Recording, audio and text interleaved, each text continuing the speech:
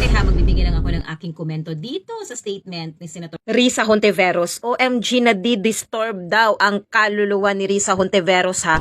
Only in the Philippines, hindi lawyer yan, pero kino-question pa ang desisyon ng Korte Suprema. Bakit daw hinahadlangan ng Korte Suprema? My God, teka lang. Sino bang umahadlang? Korte Suprema pa talaga? E trabaho nga nila yon.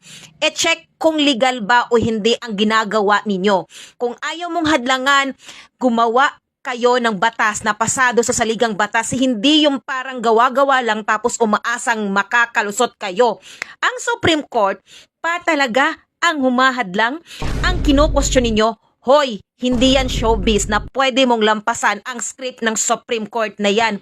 Hindi sila paandar, sila ang batas. Gusto nyo na ang Senado lang ang masunod? Aba, hindi kayo monarkiya. May constitution po tayong sinusunod. Yon. Eto, panoorin natin tong sinabi niya.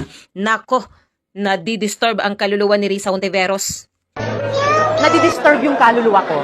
Nakakadismaya talaga na may lumabas talagang ganong desisyon na hinahadlangan yung pagganap ng Senado ng tungkulin na solo sa amin inaatas ng konstitusyon, solo sa Senado, ay hahadlangan ng Korte Suprema, pinakamataas na korte sa ibang pantay, no?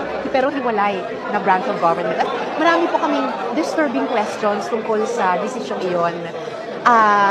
Halimbawa, kumpara sa sinabi na dati ng Korte Suprema, bakit nila sasabihin na labag yung one-year bar rule? Samantalang sa